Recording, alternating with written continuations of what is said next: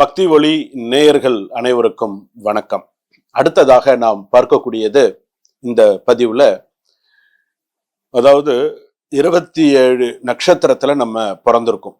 27 நட்சத்திரம்னு அஸ்வினி நட்சத்திரத்திலிருந்து ரேவதி நட்சத்திர பர்யந்தம் 27 நட்சத்திரம். அஸ்வினி, பரணி, கிருத்திகை, ரோகிணி, மிருகசீரிஷம், திருவாதிரை, புனர்பூசம், பூசம், ஆயில்யம், மகம், பூரம், உத்திரம், ஹஸ்தம், சித்திரை, சுவாதி, அனுஷம், விஷாகம், அனுஷம், கேட்டை, மூலம், புராடம், உத்திராடம், இப்படி 27 நட்சத்திரத்துல பிறந்திருக்கும். ஒவ்வொரு நட்சத்திரத்துக்கும் பாத்தீங்க அப்படின்னு சொன்னா ஒவ்வொரு கிரகம் பாத்தீங்கன்னா தசாநாதனா அமையும். அப்படி அமையக்கூடிய ஒரு கட்டத்துல பாத்தீங்கன்னா சில நட்சத்திரத்துல பிறந்தவர்களுக்கு பாத்தீங்கன்னா அமோகமா இருக்கும். சில நட்சத்திரத்துல பிறந்தவர்களுக்கு ராஜ வாழ்க்கை, அது சொல்லவே வேண்டாம், அந்த அளவுக்கு ராஜ வாழ்க்கையா இருக்கும். அந்த பிறந்த நேரமும் பிறந்த கிரகமும் இருக்கக்கூடிய ஒரு இது பாத்தீங்கன்னா ராஜ வாழ்க்கை. அதாவது அரசு மரியாதையோட இருப்பாங்க. அரசு சம்பந்தப்பட்டதெல்லாம் சொல்றோம் இல்லையா, அந்த அளவுக்கு பாத்தீங்கன்னா சில நட்சத்திரங்களுக்கு அந்த ஒரு சில யோகங்கள்லாம் உண்டு அப்படின்னு இருக்கு. அப்ப சில பேர் பாத்தீங்க அப்படின்னு சொன்னா சில நட்சத்திரங்கள்ல பிறந்தவர்கள் பாத்தீங்கன்னா பெரிதும் கஷ்டத்தையே நிறைய லைஃப்ல அனுபவிச்சிருப்பாங்க. உண்டா இல்லையா? உங்களுக்கே தெரியும். கஷ்டங்கள்னா எப்படியாப்பட்ட கஷ்டங்கள்லாம், சில ஆணா இருந்தாலும் சரி பெண்ணா இருந்தாலும் சரி, இப்ப நான் சொல்லக்கூடிய நட்சத்திரத்துல பிறந்தவங்களாம் சில கஷ்டங்களை எல்லாம் நிறைய அனுபவிச்சுட்டு இருப்பாங்க. சித்திரை நட்சத்திரத்துல பிறந்தவங்க, விசாக நட்சத்திரத்துல பிறந்தவர்கள், கேட்டை நட்சத்திரத்துல பிறந்தவர்கள், மூல நட்சத்திரத்துல பிறந்தவர்கள். மூல நட்சத்திரம்லாம் மகாபாவம், சொல்லவே கூடாது. முன்னாடி எல்லாம் பொண்ணுக்கு தான் மூல நட்சத்திரம் பார்த்துட்டு இருந்தாங்க. இப்ப ஆணுக்கு மூல நட்சத்திரம் பார்க்க ஆரம்பிச்சுட்டாங்க. மாப்பிள்ளை வரக்கூடிய நேரம் மாமனாருக்கு எப்படி இருக்கும் அப்படின்னு இப்ப எல்லாம் பார்க்கறதுன்னு இப்ப அப்படிலாம் பார்க்க ஆரம்பிச்சுட்டாங்க. அந்த மாதிரி எல்லாம் ஒண்ணு கிடையவே கிடையாது. ஆனா அதெல்லாம் ஒரு ஒரு இதா கொண்டு வந்துட்டாங்க. இப்ப சில நட்சத்திரங்கள்லாம் பாத்தீங்க அப்படி சொன்னா ராஜயோக நட்சத்திரங்கள்லாம் இருக்கு. சில நட்சத்திரங்கள்லாம் அப்போ நம்ம 27 நட்சத்திரத்துல பிறந்திருக்கோம். நம்ம ஜாதகப்படி நமக்கு சில விஷயங்கள் நமக்கு நடக்காமையே இருக்கும். லைஃப்ல எந்த விதமான மாற்றமுமே இல்லாம இருக்கும். ஒரு முன்னேற்றமே இல்லாம இருக்கும். நம்ம எவ்வளவோ கஷ்டப்படுறீங்க, வேலைக்கு போறீங்க, வரீங்க, ஏதோ பண்றீங்க, ஆனா ஒரு முன்னேற்றம் இல்லாமே எனக்கு இருந்துட்டு இருக்கு. ஏன் நானும் தான் சுவாமி கும்பிட்றேன், தரிசனம் பண்றேன், எல்லா விஷயங்களும் தான் பண்றேன், ஆனா எனக்கே சில நேரத்துல எனக்கு சில முன்னேற்றங்கள் எனக்கே வரல. நான் எல்லா வழிபாடுகள்லாம் பண்றேன். சில நட்சத்திரத்துல பிறந்தவர்களுக்கு நான் சொல்றேன். சோ அந்த மாதிரி இப்ப 27 நட்சத்திரத்துல பிறந்தவர்களும் சரி. இப்போ அனுஷ நட்சத்திரம் விருச்சிக ராசி நீங்க எடுத்துட்டீங்கன்னு வச்சுக்கோங்களேன். இது பாத்தீங்கன்னா கோடீஸ்வரருக்கும் அதுதான் இருக்கும். நாட்டை ஆளக்கூடியவர்களுக்கும் அந்த நட்சத்திரம் ராசி இருக்கும். கோடீஸ்வரர்களுக்கும் இந்த நட்சத்திரம் ராசி இருக்கும். அதற்கு நடுத்தர வர்க்கத்துல இருக்கிறவங்களுக்கும் இந்த அனுஷ நட்சத்திரம் விருச்சிக ராசி இருக்கும். சாதாரணம் பட்டவன், நிறைய கஷ்டப்பட்டு இருக்கிறவனுக்கும் அந்த நட்சத்திர ராசி இருக்கும். இந்த அனுஷ நட்சத்திரம் விருச்சிக ராசி அப்படின்னு நான் சொல்றது. அப்ப இப்படி எல்லாம் இருக்கும்பொழுது நம்ம வழிபாடு நம்ம பண்றோம் இல்லையா, தெய்வ வழிபாடு அப்படிங்கிறது நம்ம பண்றோம் இல்லையா. நீங்க எந்த இடம் எப்படி வச்சுனாலும் நமக்கு ஒரு வீட்டை நீங்க எப்படி நீங்க அலங்காரமா வச்சுக்கிறீங்களோ, எப்படி நீங்க எல்லாம் வச்சுக்கிறீங்களோ, அதெல்லாம் பத்தி கவலையே இல்லை. பூஜை ரூம் பாசிட்டிவா இருக்கணுங்க. பூஜை ரூம் எவ்வளவு பாசிட்டிவா இருக்கோ அவ்வளவு கூட நல்லது. நீங்க உள்ள போய் நின்னாலே உங்களுக்கே மெய் சிலுத்து கண்ணில் தண்ணி வந்துடணும். அந்த அளவுக்கு உங்களோட பூஜை ரூம் நன்னா இருக்கணும். பூஜை ரூம் பொறுத்த அளவுக்கு அவ்வளவு நன்னா இருக்கணும். மக்கி போன சுவாமி படம் இருக்கக்கூடாது. சுவாமி படம் ஒரு மாதிரி கிளார் அடிக்கிற மாதிரி ஒரு பளிச்சுன்னு இருக்கணும். சுவாமி எல்லாம் பார்த்தா தொடச்சு லேசா சந்தன குங்குமம் வச்சு அந்த சுவாமியை பார்த்தாலே உங்களுக்கு அவ்வளோ அழகா இருக்கணும். அந்த அளவுக்கு உங்களுடைய தெய்வம் எது அப்படிங்கிறது இருக்கணும். சில பேர் பூஜை ரூம்ல எல்லாம் பாத்தீங்கன்னா எல்லாமே லைவ் என்ன அவங்களுக்கு இந்த பூஜை ரூம்ல என்ன முறையோ அதெல்லாம் இப்ப கூட சமீபத்துல வெளிநாட்டுக்கு போயிருக்கும் போது அந்த இடத்துல கூட அவங்க நவநிதிகள் வச்சிருந்தாங்க. நவநிதிகள் வச்சிருக்காங்க. நம்ம கேள்விப்படுறோம் சங்கநிதி, பத்மநிதி, குபேரனுடைய நவநிதி சொல்றோம் இல்லையா. நவநிதியும் அவங்க வீட்டுல இருந்தது பார்த்தா ரொம்ப சந்தோஷமா இருந்தது. சோ சில பேர் பாத்தீங்கன்னா பார்த்து தன்னுடைய பூஜை ரூமை வச்சுப்பாங்க. தெய்வத்துடைய அனுகிரகம் இருக்கணும், குழந்தைகளுக்கு நன்னா இருக்கணும், பேரப்பிள்ளைங்களுக்கு நல்லா இருக்கணும், எல்லாமே நன்னா இருக்கணும் அப்படின்னு. இன்னொன்னு என்னன்னா, இந்த 27 நட்சத்திரத்துல பிறந்தவர்களுக்கும் பாத்தீங்கன்னா சில பேரு தான் ஜாதகத்தை பார்த்து சில பரிகாரங்கள் செய்வாங்க. சில பேர் பாத்தீங்க அப்படின்னு சொன்னா என்ன பண்ணுவாங்கன்னா, வாரம் கோயிலுக்கு போறது ஒரு பழக்கமா வச்சுப்பாங்க. ஏதாவது ஒரு கோவிலுக்கு போய் வாரம் விளக்கேத்துறது, சாமி கும்பிடுறது, அந்த மாதிரி பழக்கம் வச்சிருப்பாங்க. நான் இப்ப சொல்லக்கூடிய விஷயத்த நீங்க தட்டாம செய்யுங்க. இப்ப நான் சொல்லக்கூடிய விஷயத்த, இந்த விஷயம் பாத்தீங்க அப்படின்னு சொன்னா உங்களுடைய ஜென்ம நட்சத்திரம் வரும்போதுதான் செய்யணும், மித்த நாள்ல செய்யக்கூடாது. உங்களுடைய ஜென்ம நட்சத்திரம் என்ன? ஜென்ம நட்சத்திரம்னா என்ன? நீங்க பிறந்த நட்சத்திரம் தான் உங்களுக்கு ஜென்ம நட்சத்திரம். சாமி எனக்கு நட்சத்திரமே தெரியல அப்படின்னு சொன்னா அதுக்கு நான் உபாயம் சொல்றேன். ஏன்னா பிறந்த நட்சத்திர ராசியா எனக்கு தெரியாது, ஆனா நான் கஷ்டப்பட்டு இருக்கேன் அப்படின்னு சொன்னா அதுக்கு நான் நாள் சொல்றேன், எந்த நாள்ன்றத நான் உங்களுக்கு சொல்றேன். ஆனா பிறந்த நட்சத்திரத்துக்கு பேரு தான் ஜென்ம நட்சத்திரம்னு பேரு. கோயில்ல சொல்றோம் இல்லையா, அர்ச்சனை சொல்லும்போது ஜென்ம நட்சத்திர ஜென்மராசி விசாது, நாம நட்சத்திர நாமராசி விசாதுன்னு சொல்லி சங்கல்பத்திர சொல்றாங்க. ஸோ அப்படி சொல்லும்பொழுது நீங்க என்ன பண்ணணும்னு, உங்களுடைய ஜென்ம நட்சத்திரம், நீங்க சித்திர நட்சத்திரமா இருக்கலாம், திருவாதிரை, புனர்பூசம், பூசம், எந்த நட்சத்திரமா இருந்தாலும் சரிங்க. இந்த நட்சத்திரத்துல நீங்க செய்யறீங்கன்னு சொன்னா அடுத்த நட்சத்திரம் வரும்போது உங்களுக்கு அது நடந்திருக்கணுங்க. அதற்கு தகுந்த ஸ்லோகமும் நான் உங்களுக்கு சொல்லி கொடுக்குறேன், அதுக்கு தகுந்த விஷயமும் நான் உங்களுக்கு, நீங்க வீட்டுல பண்ணுங்க, வீட்டுல பண்ணுங்க. எப்படி பண்ணணும் அப்படிங்கறத சொல்றேன். ஒரே ஒரு நாள், ஆணா இருந்தாலும் சரி பெண்ணா இருந்தாலும் சரி, திருமணமானவர்களா இருந்தாலும் சரி ஆகாதவர்களா இருந்தாலும் சரி, புத்திரபாகியம் இருந்தவர்களா இருந்தாலும் சரி, எனக்கு புத்திரபாகியம் இல்லை அப்படின்னு சொன்னாங்க, புத்திரபாகியம் இருந்தும் எனக்கு என் குழந்தை பேசல, என் குழந்தைய தத்து கொடுக்கலாமா, உடல்நிலை சரியில்லை அப்படின்லாம் சொல்றாங்க இல்லையா, எப்படி இருந்தாலும் சரி இந்த நட்சத்திர ராசி குழந்தைக்கு, குழந்தையோட நட்சத்திரத்தை அன்னைக்கு நீங்க சரி இதை நீங்க செஞ்சீங்க அப்படின்னு சொன்னா கை மேல பலன் கண்டிப்பா உண்டு. என்ன சாமி இப்படி சொல்றாங்கன்னு நினைக்காது, உண்மையிலே அது நம்ம செய்யக்கூடிய நேரமும் காலமும் யோகமும் நமக்கு நல்ல ஒரு விஷயத்த கொடுக்கும். உங்களுடைய பிறந்த நட்சத்திரம் அன்னைக்கு 2 காலம் எடுத்துக்கோங்க, 2 காலம் எடுத்துக்கோங்க. ஒரு காலம் பிரம்ம முகூர்த்த காலம், காலையில எடுத்துக்கோங்க பிரம்ம முகூர்த்த காலம். 2வது காலம் சுக்கிரஹோரை எடுத்துக்கோங்க. இந்த 2 ஹோரையை மட்டும்தான் எடுத்துக்கணும், வேற 2 காலம் மட்டும்தான் எடுத்துக்கணும், வேற எதுவும் எடுத்துக்க கூடாது. ஒண்ணு பிரம்ம முகூர்த்தம் விடைகாலையில 4:30 6 விடைகாலையில பண்ணிடணும், அப்படி இல்லைன்னு சுக்கிரஹோரை. இது 2த்த மைண்ட்ல ஞாபகம் வச்சுக்கோங்க. சுவாமி சொல்லியிருக்காங்க அப்படின்னு சொல்லி இந்த 2 விஷயத்தையும் ஞாபகம் வச்சுக்கோங்க. அடுத்ததாக நீங்க அன்னைக்கு என்ன நட்சத்திரம்னா அந்த நட்சத்திரம் அன்னைக்கு இருக்கணும். நீங்க செய்யற பரிகாரம் செய்யற அன்னைக்கு அந்த நட்சத்திரம் முழுமையாக இருக்க வேண்டும், ஞாபகம் வச்சுக்கோங்க. மத்தியானத்தோட முடிஞ்சிருது அந்த மாதிரி இருக்கக்கூடாது, முழுமையா இருக்கக்கூடிய நாளா இருக்கணும், முழுமையா இருக்கக்கூடிய நட்சத்திரமா இருக்கணும். இரவு கொண்டு வரதா இருந்தா இன்னும் சுபமானது. ஸோ அந்த மாதிரி அந்த நட்சத்திர நாள்ல நீங்க கணக்கு பண்ணிட்டு நீங்க என்ன பண்ணணும்னு 48 அகல் வாங்கிக்கோங்க. கொஞ்சம் சிரமமா தான் இருக்கும், இருந்தாலும் பரவாயில்ல, ஒரு தடவை தான் செய்யறீங்க சுவாமிக்குன்னு, ஒரு தடவை ஆத்மார்த்தமா நம்பிக்கையோட ஒரு தடவை செஞ்சு பாருங்க. ஒரே ஒரு தடவை உங்களுடைய நல்ல விஷயங்கள், உங்களுடைய நேரமும் உங்களுடைய யோகமும் உங்களுக்கு அமோகமா உங்களுக்கு அப்படியே உங்களுக்கு கை கொடுக்கும். 48 அகல் வாங்கிக்கோங்க. 48 அகல்ல ஏன் 48 கணக்கு, என்ன சுவாமி 48 கணக்கு, 48 மண்டல பூஜை சொல்றோம், 48 என்ன தெரியுமா கணக்கு? 27 நட்சத்திரம், 27 நட்சத்திரம், 12 ராசி, மேஷ ராசியில இருந்து மீன ராசி வரை 12 ராசி. 12 ராசியில ஒரு ராசியில கண்டிப்பா நீங்க பிறந்திருப்பீங்க. 12 ராசி. எத்தனை கிரகம் இருக்கு? 9 கிரகம் இருக்கு. நல்ல கிரகமும் இருக்கு, தீய கிரக ஜாதகத்துல கிரகங்கள் ஒவ்வொன்றும் ஒவ்வொரு ஸ்தானத்துல இருக்கும், கிரக பார்வைகளை பொறுத்து எல்லாமே இருக்கும். 9 கிரகம் இருக்கு, அதனாலதான் 48 அகல் சொல்லியிருக்கேன். இந்த 48 தீபமும் 3ஆ பிரிச்சு ஏத்தணும், 3ஆ பிரிச்சு ஏத்தணும். எப்படி ஏத்தணும்னு, முதல்ல நட்சத்திர தீபம் ஏத்தணும், அதற்கு அடுத்ததாக பாத்தீங்கன்னா 12 தீபம் ஏத்தணும், அதுக்கப்புறம் கிரக தீபம் ஏத்தணும். இன்னைக்கு நான் சொல்லி எத்தனை பேர் நீங்க கிரக தீபம் ஏத்திருக்கீங்க தெரியும் இல்லையா? உங்களுக்கே தெரியும். நான் பூஜை பண்ற இடத்துல எல்லாம் எப்படி கிரக தீபம் ஏத்தணும்னு உங்களுக்கு சொல்லி கொடுத்துருக்கேன். கிரக தீபம் எப்படி சுத்தி எப்படி ஏத்தணும்னு உங்களுக்கு சொல்லி கொடுத்துருக்கேன். ஸோ இந்த நவகிரகத்துல நவகிரகம் எப்படி இருக்கு, நவகிரகத்தை ஞாபகம் வச்சுக்கோங்க. சூரியன் கிழக்க நோக்கி இருக்கு, சந்திரன் எப்படி இருக்கு பார்த்துக்கோங்க. அதே போல குரு வடக்கு நோக்கி இருக்கு, அந்த வடக்கு நோக்கி அந்த குரு பகவானுடைய தீபம் இருக்கணும். ஸோ கிழக்கு நோக்கி புதன் பகவான். ஸோ அந்த அந்த கரெக்டா அந்த கிரகங்களை பார்த்துக்கணும். அந்த கிரகங்களை பார்த்து அதே போல அகல் விளக்க வச்சுக்கணும். அந்தந்த திசையை பார்க்க அந்த விளக்கு எரியணும். ஒவ்வொரு இது பண்ணி ஒரு ஒரு விளக்கா, ஒரு விளக்கு ஏத்திட்டு இன்னொரு விளக்கு ஏத்துறதுலாம் இல்லை, அதாவது கிளாக் வைஸ்லேயே தான் சுத்தி அந்த விளக்கு ஏத்தணும். அந்த மாதிரி கிரக தீபம்ங்கிறது, இந்த 9 தீபம்ங்கிறது அப்படி ஏத்தணும்.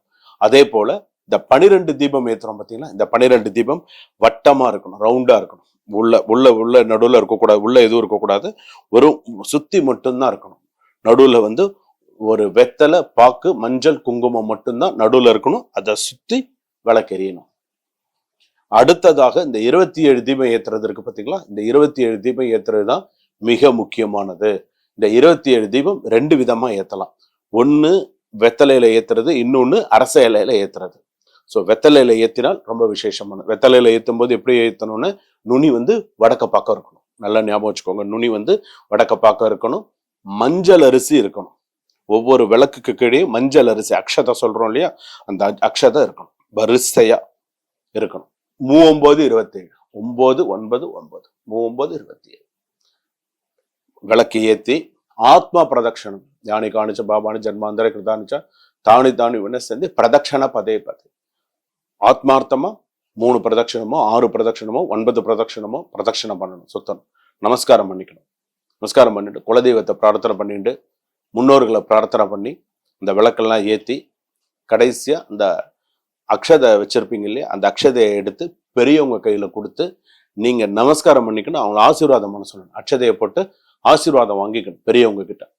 இத நீங்க காலையில வெறும் வயிற்றுல சாப்பிடாம விரதம் இருந்து சைவமா இருந்து, சில பேர் அசைவம் சாப்பிட்றவங்களா இருக்காங்க, அதனாலதான் சைவமா அப்படின்னு சொல்றேன். சைவமாக இருந்து இதை நீங்க கண்டிப்பா செய்யணும். ஒரு நட்சத்திரத்தை அன்னைக்கு நீங்க செஞ்சிட்டீங்க அப்படின்னு சொன்னா இதுக்கு வளர்பிறை தேய்பிறை கணக்கு கிடையாது. நீங்க சுவாமி இதுக்கு வளர்பிறை தேய்பிறை இருக்கா, கிடையாது. 27 நட்சத்திரம் எப்போ வருதோ அன்னைக்கு நீங்க செய்யுங்க. அதனாலதான் உங்களுக்கு ரெண்டு காலம் சொல்லியிருக்கேன். ஒண்ணு பிரம்ம முகூர்த்தம், எந்த தோஷமும் கிடையாது. 2வது சுக்கிரஹோரைக்கு எந்த தோஷமும் கிடையாது. இதை நீங்க செஞ்சு பாருங்க. ஒரு விஷயத்த மனசுல நினைச்சுட்டு செய்யுங்க. எனக்கு பணம் கொடுக்கல, எனக்கு பணம் வரணும் சாமி, என்ன பணம் ஏமாத்திட்டான், செய்யுங்க. இந்த ஒரு வைராக்கியமா ஒரு சில இந்த மாதிரி ஒண்ணு செய்யும் பொழுது சுவாமியை பிரார்த்தனை பண்ணி ஒரு முடிகை கட்டின்டா நல்லது. உங்களுக்கு எப்போதுமே உங்களுக்கு ஒரு பாதுகாப்பா இருக்கும், எப்போதுமே உங்களுக்கு ஒரு நல்லது. ஸோ அந்த மாதிரி எல்லாம் விரதம் இருந்து விரதம் இருக்கணும். அது விளக்கேற்றுற வரைக்கும் முக்கியமா யார்கிட்டையும் பேசக்கூடாது. பேசிண்டே விளக்கேற்றுறது, கான்சென்ட்ரேட் முழுக்க அந்த விளக்குல தான் இருக்கணும். விளக்கேற்றுறதுலையும் அந்த எனக்கு இந்த கஷ்டங்கள் தீரணுங்கிறதுலேயே தான் இருக்கணுமே தவிர வாயை திறந்து பேசிடக்கூடாது. அதுல கவனமா இருந்துக்கோங்க. 6 அந்த நேரத்துல எது பேசணும், என்கிட்ட ஒரு 1/2 மணி நேரம் பேசாதீங்கன்னு, அந்த பூஜை முடிச்சுட்டு யாருக்கிட்டையும் பேசக்கூடாது. பேசாம இருக்கிறது தான் அதுல பெரிய விஷயம். பேசவே கூடாது. சில பேர் பாக்குறீங்களா, பேசிண்டே கோயில் சுத்துவாங்க, பேசிண்டே ஒவ்வொரு விஷயத்தையும் ஒண்ணு இது பண்ணுவாங்க. அதெல்லாம் கிடையாது. எவ்வளவு சுவாமி கிட்ட சுவாமியுடைய இது உங்களுக்கு என்ன ஸ்லோகம் தெரியுமோ அதெல்லாம் நீங்க சொல்லலாம். அந்த மாதிரி நீங்க சொல்லி இது பண்ணணும். 2வது உங்களுக்கு இன்னொரு விஷயம் நான் சொல்றேன். இந்த விளக்கு ஏத்தும் பொழுது நீங்க சொல்லுங்க என்கிட்ட, சாமி நான் இந்த பூஜையை நான் ஆரம்பிக்கலான் இருக்கேன், நான் பூர நட்சத்திரம் சிம்மராசிக்கான ஸ்லோகத்தை சொல்லித்தரேன், அதுக்கு உண்டான விஷயத்த நான் சொல்லி கொடுக்குறேன், அதை அப்படியே கடைபிடிங்க, பெஸ்டா இருங்க. அது குழந்தைகளோட படிப்பா இருக்கட்டும். நான் முதல்லயே சொன்னதுதான், உங்களுக்கு ஒரு விஷயம் சக்சஸ் ஆகணுமா, 48 நாள் 48 அந்த தீபத்தை ஏத்துங்க. இந்த நட்சத்திரத்துல ஏத்துறீங்களா, அடுத்த நட்சத்திரத்துக்குள்ள 110% உங்களுக்கு அதை நடத்தி காமிச்சிடும். அதுக்கு உங்களுடைய ஆத்மார்த்தமான பூஜை அதுல இருக்கணும். நான் சொல்லிட்டேங்கிறதுக்கோசரம் நீங்க செய்யக்கூடாது. நீங்க உங்க மனசுல பிரார்த்தனை வச்சிடணும். முதல்ல சுவாமிகிட்ட நீங்க என்னுடைய நட்சத்திரம், இப்போ சில பேருக்கு உடனே இந்த நட்சத்திரம் வரும், சில பேருக்கு அதுக்கு நாள் இருக்கும். ஸோ உங்களுடைய பிரார்த்தனை முதல்ல வச்சிருங்க. தேங்காய், வெத்தலை பாக்கு, பழம், சாம்பிராணி எல்லாம் என்னென்ன வேணுமோ சுவாமிக்கு வைக்கிறது எல்லாமே வச்சுக்கோங்க. அதுலலாம் எந்த குறையும் இருக்கும், பூவெல்லாம் வச்சிருங்க. எல்லாமே வச்சு சுவாமி கிட்ட நல்லா ஆத்மார்த்தமா வழிபாடு பண்ணுங்க. கை மேல பலன் வருதா இல்லையாங்கிறது மட்டும் என்கிட்ட சொல்லுங்க. அந்த ஸ்லோகத்தை நான் எப்படி சொல்றேனோ அதே மாதிரி அந்த ஸ்லோகத்தை சொல்லுங்க. அமோகமா இருக்கு வாழ்க்கையில. யாருக்கிட்டையும் நீங்க கஷ்டப்படணுங்கிற விஷயமே கிடையாது. நீங்க உங்களுடைய இறை வழிபாடு எந்த அளவுக்கு இருக்கோ அந்த அளவுக்கு நீங்க உயர்ந்து இருப்பீங்க. சில பேருக்கு இருக்கும், நான் எல்லாம் நிறைய சாமி கும்பிட்றேன், போறேன் வரேன், எனக்கெல்லாம் எதுவும் நடக்கிறது இல்லை அப்படின்னு. நடக்கிறது இல்லைன்னு இல்லை, எப்ப நடக்குமோ அது கண்டிப்பா நடக்கும், நடக்காமலாம் இருக்காது. இறைவன் உங்களுக்குன்னு ஒரு ஒரு ஒரு ஒரு ஒரு நேரம் வச்சிருப்பாங்க. உங்ககிட்ட இருந்து எப்ப என்ன வாங்கணும்னு சில இது வச்சிருப்பாங்க. அதனால்தான் இன்னைக்கும் சில பேர் ஜாதகம் பார்க்கும்போது சில பேர்லாம் கேட்கறாங்க, சுவாமி எங்களுக்கு தெய்வ குறை ஏதாவது இருக்கா, எங்களுக்கு வேற ஏதாவது, என் குழந்தைக்கு என் பொண்ணுக்கு இன்னும் குழந்தை பிறக்கல, எனக்கே இவ்வளவு கடன் இருக்கு அப்படின்லாம் கேட்கறாங்க இல்லையா. அப்ப நம்ம சொல்றோம் இல்லையா. அதனாலதான் இந்த மாதிரி சில விஷயங்கள்லாம் நான் செய்ய சொல்றேன். சரி, இப்போ இன்னொன்னு சொல்றேன். இப்போ உங்களுக்கு நான் சொல்லிட்டேன். உங்களுக்கு இன்னொரு விஷயம் என்ன அப்படின்னு கேட்டீங்கன்னா, இப்ப நட்சத்திரத்துல பிறந்தவங்க, சாமி ரைட்டு, எனக்கு நட்சத்திரமே தெரியாதே சாமி, நான் பிறந்த தேதி, ஸ்கூலுக்கு ஒரு டேட் ஆஃப் பர்த், பிறந்தது ஒரு டேட் ஆஃப் பர்த்னு கொடுத்துட்டாங்க, என் நட்சத்திர ராசியே தெரியாது, பேர் ராசி தான் நான் சொல்லி பண்றேன்னு, நான் எந்த நாள்ல செஞ்சா எனக்கு நல்லது, நான் எந்த நாள்ல ஆரம்பிச்சு வச்சு செஞ்சா எனக்கு நல்லது, எந்த நட்சத்திரத்துல நான் ஆரம்பிச்சு செஞ்சா நல்லது அப்படின்னு சொன்னா, நீங்க எடுத்துக்க கொள்ளக்கூடிய நட்சத்திரம், நீங்க எந்த நட்சத்திரத்துல நீங்க எடுத்துட்டு நீங்க செய்யலாம் அப்படின்னு கேட்டா, முக்கியமான நாளா உங்களுக்கு நான் சொல்றேன். பிரதோஷ நாள் எடுத்துக்கோங்க. பிரதோஷம் எந்த நாள்ல வருதோ அந்த நாள்ல 48 தீபம் ஏத்துறத ஒரு கணக்கு எடுத்துக்கோங்க. பௌர்ணமி எடுத்துக்கோங்க, அமாவாசை எடுத்துக்கோங்க. இந்த 3 மட்டும் எடுத்து, பிரதோஷம், பௌர்ணமி, அமாவாசை, இதை எடுத்துக்கோங்க. எனக்கு நட்சத்திர ராசியே தெரியலன்னு சொல்றவங்களுக்கு மட்டும்தான் இது, எல்லாருக்குமே கிடையாது. எனக்கு நட்சத்திரம், நான் பிறந்த ராசி நேரம் எனக்கு தெரியாதுங்க, நான் செய்யணும்னு நினைக்கிற சுவாமிக்கு நான் ஆத்மார்த்தமா விரதம் இருக்கணும்னு நினைக்கிறேன் அப்படிங்கிறீங்களா, பிரதோஷத்தை கணக்கு எடுத்துக்கோங்க. அது வளர்பிறை பிரதோஷமா இருந்தாலும் சரி, தேய்பிறை பிரதோஷமா இருந்தாலும் சரி, பௌர்ணமி, அமாவாசை, டன், ஃபினிஷ். நடக்கும், கண்டிப்பா நடக்கும். சரிங்களா? இதே நான் சொன்ன மாதிரி தீப வழிபாடு பண்ணுங்க. அமோகமா வாழ்க்கையில எல்லா செல்வங்களையும் பெற்று நலமோடு அந்த இறைவனோட ஆசீர்வாதத்துல அமோகமா நீங்க இருப்பீங்க. அதே போல 12 ராசிகளுக்கான, அதாவது நான் உங்களுக்கு சொல்லியிருந்தேன், இந்த தீபம் ஏற்றும் பொழுது நம்ம 27 நட்சத்திரத்துல பிறந்திருப்போம், ஒவ்வொரு ராசியில நம்ம பிறந்திருப்போம் அப்படின்னு சொல்லியிருந்தேன். ஸோ அந்த ராசிக்கான விஷயம் அப்படின்னு சொல்லும் பொழுது என்ன அப்படிங்கறத உங்களுக்கு சொல்றேன். அந்த ராசிக்கான மந்திரத்தை சொல்லி கொடுக்குறேன். இது ரொம்ப மிக முக்கியமான மந்திரம். அதாவது சில மந்திரங்கள்லாம் பாத்தீங்க அப்படின்னு சொன்னா குரு மூலமா கத்துக்கிறது அப்படின்னு சொல்லுவாங்க. குரு மூலமா நம்ம கத்துண்டா நல்லது, குரு மூலமா சில விஷயங்கள் சொல்றதெல்லாம் நமக்கு நல்லது அப்படின்னு சொல்லுவாங்க. மூல மந்திரங்கள்ல நம்ம கத்துக்கிறது அப்படிங்கிறது சின்ன விஷயம் கிடையாது. மூல மந்திரங்கள் நம்ம சொல்றது, நம்ம ராசிக்கான மூல மந்திரம் சொல்றதெல்லாம் இன்னும் பெரிய விஷயம். ராசிக்கான மூல மந்திரங்கள்லாம் சொல்றதெல்லாம் எத்தனை பேர் நீங்க உங்க ராசிக்கான மூல மந்திரத்தை சொல்றீங்க? தினமும் நிறைய மந்திரங்கள்லாம் சொல்றீங்க, நிறைய விஷயங்கள் சொல்றீங்க. விநாயகர்ல ஆரம்பிச்சு சுப்பிரமணிய சுவாமி, முருகன் கந்தசஷ்டி கவசத்துல இருந்து, வேல்மாறல்ல இருந்து நிறைய விஷயங்கள் படிக்கிறீங்க, நிறைய விஷயங்கள் சோஸ்திரங்கள் சொல்றீங்க. மகாலட்சுமியில இருந்து அஷ்டலட்சுமியோட இது வரைக்கும் நீங்க சொல்ற கனகாதார சோஸ்திரம்ல இருந்து நிறைய விஷயங்கள் கேட்கிறோம். சுப்பிரபாதம் வரைக்கும் நம்ம கேட்கிறோம்.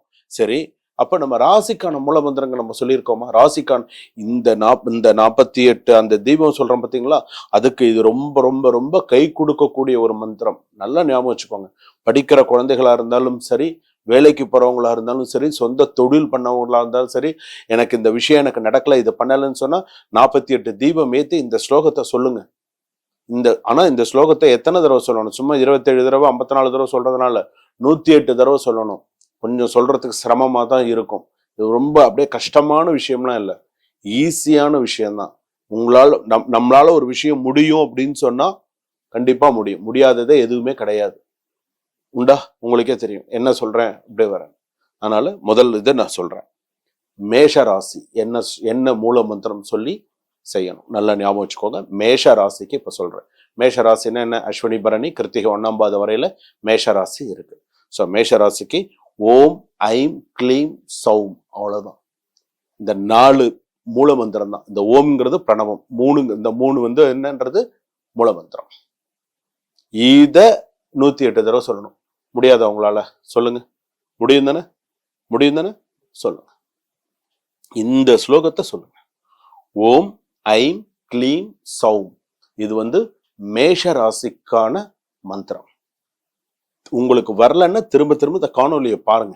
குருக்கள் என்ன சொல்லியிருக்காங்க அப்படிங்கிறத, என்ன சுவாமி நமக்கு என்ன சொல்லி கொடுத்துருக்காங்க, இந்த மந்திரத்தை எப்படி சொல்லி கொடுத்துருக்காங்க அப்படிங்கிறத பாருங்க. முதல் ராசி மேஷ ராசி. மேஷ ராசிக்கு நம்ம என்ன சொல்லணும்? ஓம் ஐம் க்ளீம் சௌம், அவ்வளவுதான். சரிங்களா? இரண்டாவது ரிஷபராசி. ரிஷபராசிக்கு நம்ம என்ன சொல்றோம்? ஓம் ஐம் க்ளீம் ஸ்ரீம். 4 வார்த்தை தான். எவ்வளவு ஆத்மார்த்தமா நீங்க சொல்றீங்களோ, கையில புஷ்பமோ அக்ஷதையோ என்ன கையில வச்சுட்டு நீங்க ஆத்மார்த்தமா இந்த விளக்கேத்திட்டு அந்த சுவாமிக்கு முன்னாடி நீங்க உங்க பூஜை ரூம்ல உட்காந்துட்டு ஆத்மார்த்தமா கீழே ஏதாவது போட்டுட்டு, மனையோ ஆசன பலகையோ தர்பாப்பாயோ ஏதாவது கீழே ஒண்ணு போட்டுட்டு உட்காந்துட்டு கண்ணை மூடிட்டு அந்த ஸ்லோகத்தை அப்படியே சொல்ல 108 தடவை சொல்லணும். குறைஞ்சபட்சம் 108 தடவை சொல்லணும். சொல்ல அமோகமா இருக்கும் உங்க ராசிக்கு. நிறைய விஷயங்கள்லாம் இருக்கு, அடுத்தடுத்த விஷயங்கள்லாம் உங்களுக்கு நான் சொல்லித்தரேன். இந்த சப்ஜெக்ட்ல இது உங்களுக்கு இப்ப சொல்லி தந்திருக்கேன். அடுத்ததாக மிதுன ராசிக்கான ஸ்லோகம் ஓம் க்ளீம் ஐம் சௌம், அவ்வளவுதான். இத சொல்லணும். அதே போல கடகராசிக்கான மூல மந்திரம் ஓம் ஐம் க்ளீம் ஸ்ரீம் அப்படிங்கறத சொல்லணும். அடுத்ததாக சிம்ம ராசிக்கு என்ன ஸ்லோகம் சொல்லணும்னு ஓம் ஹ்ரீம் ஸ்ரீம் சௌம் அப்படிங்கிறத சொல்லணும். சரிங்களா? அடுத்ததாக கன்னியா ராசிக்கு என்ன சொல்லணும்னா ஓம் ஸ்ரீம் ஐம் சௌம் அப்படிங்கிறத சொல்லணும். துலா ராசிக்கு ஓம் ஹ்ரீம் க்ளீம் ஸ்ரீம் அப்படிங்கிறது சொல்லணும்.